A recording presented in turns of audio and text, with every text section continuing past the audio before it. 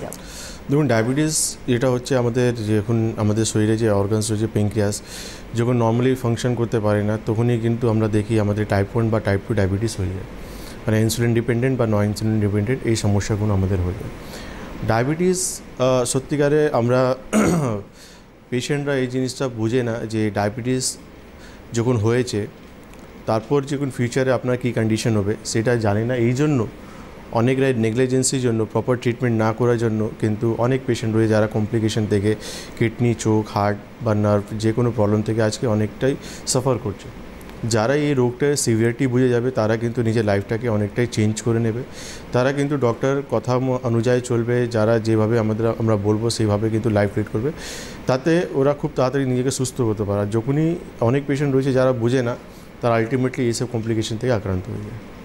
এবার বলবো যে এই যে type 1 diabetes and type 2 diabetes এই দুটো কী জিনিস?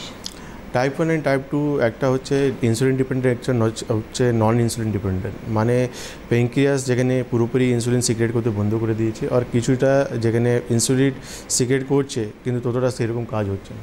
তো ওরাল মেডিকেশন চলে যেখানে এই নন ইনসুলিন ডিপেন্ডেন্ট থাকে, আর যে ইনসুলিন ডিপেন্ডেন্ট থাকে তাকে সারাদিনে একবার দুবার করে ইঞ্জেকশন মারফতে ইনসুলিন দিতে হয়।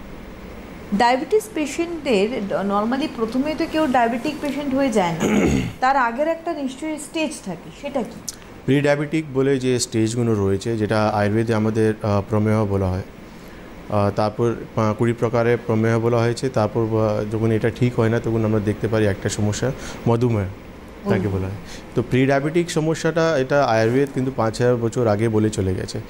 এখন কম বেশি করে অনেক রোগী রয়েছে যারা কিন্তু প্রি ডায়াবেটিক রয়েছে, সুগার টেস্ট করলেই দেখা যায় বর্ডার লাইনে রয়েছে, 100, 110 ফাস্টিং বা পিপিতে দেখা যায় 120, 130 এমন রয়েছে পেশেন্ট।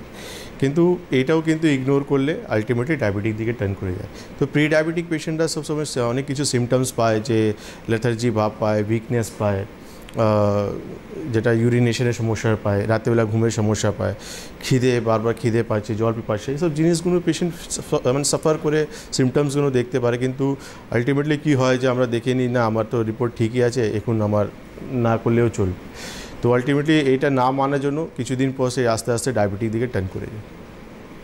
ডায়াবেটিক পেশেন্ট যারা হন নর্মালি, যাদের প্রথমত একটা স্টেজ আছে যারা ওরাল মেডিকেশন থাকেন এবং সেটা একটা টাইম অবধি ঠিক আছে, তারপরে আস্তে আস্তে আমরা দেখি যেটা আমি শুরুতেই আজকে বলছিলাম যে বেড়ে যাওয়া, মানে আমি তো ওষুধ খাচ্ছি, ট্রিটমেন্ট করছি সুস্থ থাকার জন্য যাতে আমার জিনিসটা কন্ট্রোলে আসে, এটা কন্ট্রোল হয় না।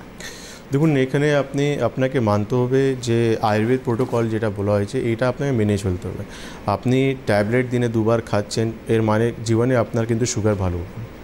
আপনি ট্যাবলেট খাচ্ছেন ব্লাড সুগারকে নর্মাল রাখার জন্য, একটা সময় পর তো ওষুধগুলো রেজিস্ট করে যাবে। তো সেখানে আপনি যখন একটা ট্যাবলেট স্টার্ট করলেন, তারপর 2টো 3টে, তারপর যেটা বন্ধ হয়ে ইনসুলিন আপনি চলে গেলেন।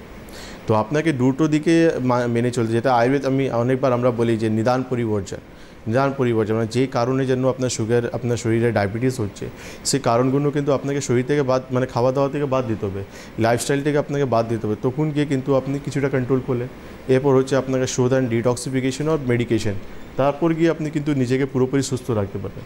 আর আপনি শুধু ওষুধ নিলেন, ওষুধ নিয়ে এসে বাড়িতে দিনে 2 বার খেলাম, মাসে একবার করে পিপি ফাস্টিং চেক করে নিলাম, তখন ভাবলাম না নর্মাল আছে, এটা কিন্তু আলটিমেটলি আপনার শরীরের ভিতরে যেটা আপনি বললেন সাইলেন্ট কিলার, সারপ্রাইজিংলি আপনি যে কোনো দিন একটা সমস্যা থেকে আক্রান্ত হয়ে যেতে।